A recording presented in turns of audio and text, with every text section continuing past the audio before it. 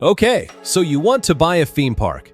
92% of new theme parks fail within their first decade. Not struggle, fail, closed, bulldozed, or sold off for scrap steel by the pound. And yet somewhere in the world, another one breaks ground every year, backed by people who are certain they'll be the exception. Keep that number in your head, because it explains almost everything else in this video. Here's the paradox nobody puts on the safety poster.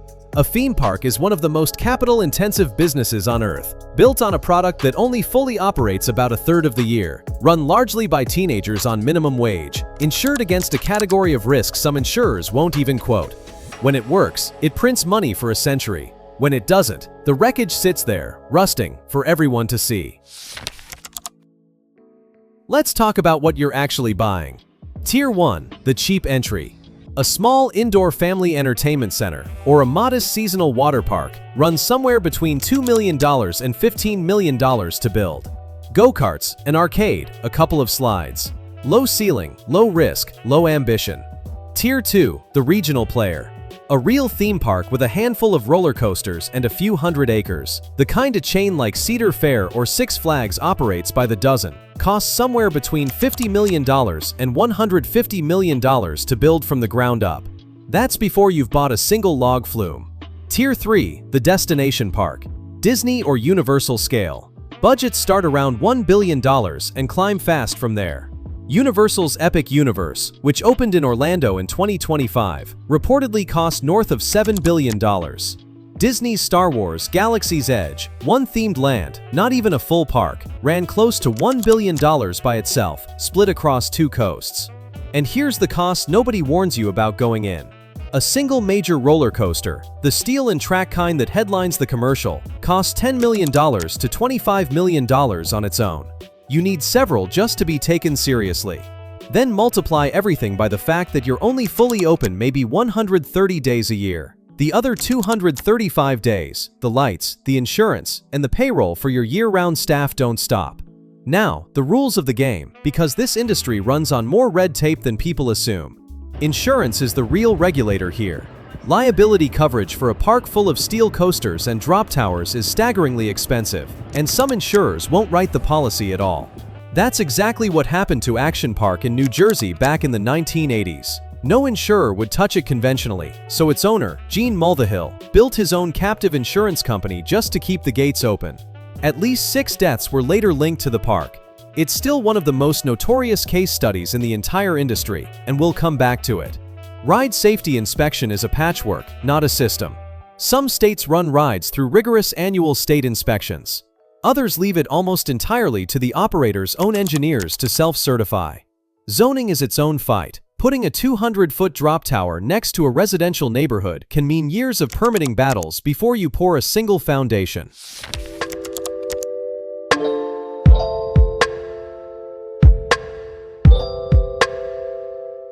So how does any of this actually make money? The ticket is almost a decoy. The metric the industry actually lives or dies by is called per cap spending. How much a guest spends per visit beyond the gate. Food, parking, merchandise, the $18 souvenir cup. At the biggest parks, per cap spending regularly clears $100 on top of a ticket that can already run past $150 on a single day. You're not selling admission. You're selling a captive audience with nowhere cheaper to go. The season pass changed the entire industry's math. Instead of chasing single-day tickets, operators like Six Flags and Cedar Fair pivoted hard toward memberships, recurring revenue, sold months in advance, locked in before a single guest walks through the gate.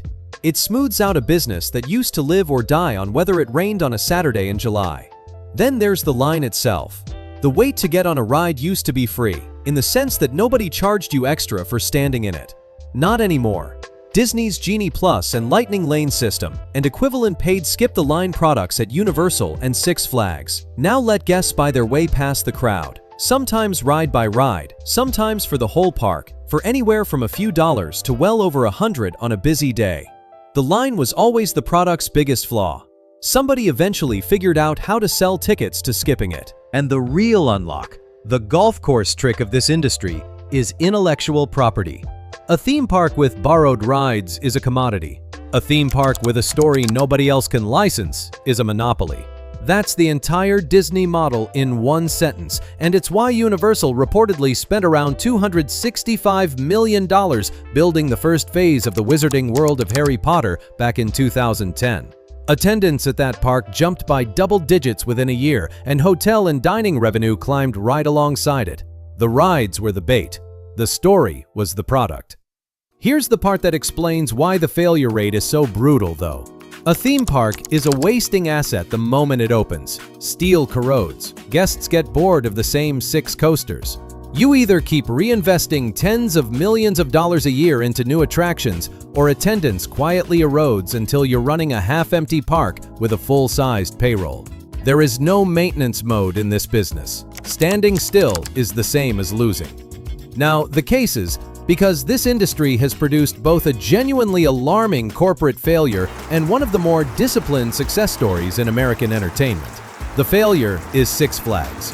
Through the 2000s, the company expanded aggressively, acquiring parks and piling on debt to do it, right up until it collapsed into Chapter 11 bankruptcy in 2009, carrying roughly $2.4 billion in debt.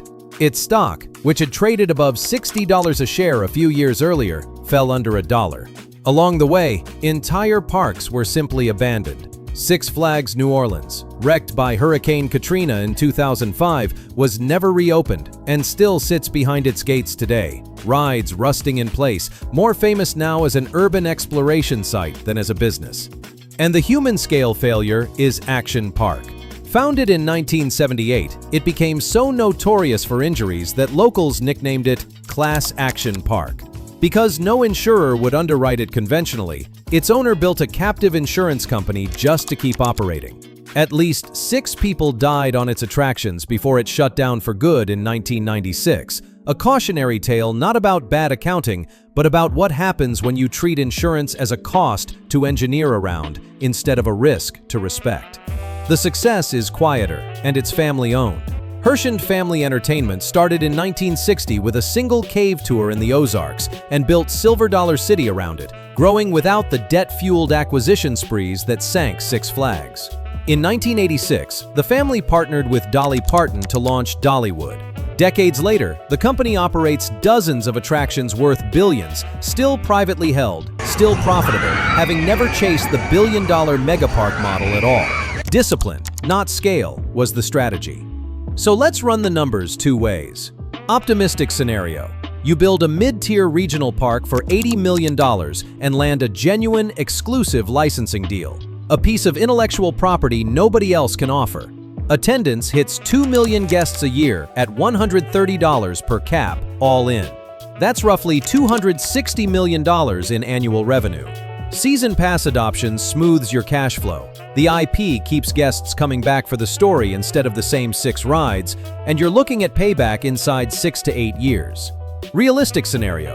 You build the same $80 million park with no exclusive IP, competing on rides alone. You need millions of visitors just to cover fixed costs across a 130-day operating season, and a single bad summer, a wet July, a regional downturn, a viral video of an injury, can wipe out a year's margin instantly. Remember the number from the start of this video? 92% of new parks like this one don't make it 10 years. Here's the takeaway. A theme park isn't a ride business. It's a story business wearing a ride business's clothes. Build one on borrowed steel and hope, and the odds say you end up like Six Flags New Orleans, a rusting, abandoned footnote to a $2.4 billion bankruptcy. Build one on a story nobody else owns, the way Universal did with Harry Potter or Herschend did with the Ozarks, and the coasters become almost beside the point. The S&P 500 returns about 10% a year. No insurer refusing your policy, no 235 dark days a year burning cash, no rusting steel to explain to the neighbors. But also no captive audience paying $18 for a souvenir cup, and no story of your own to sell them.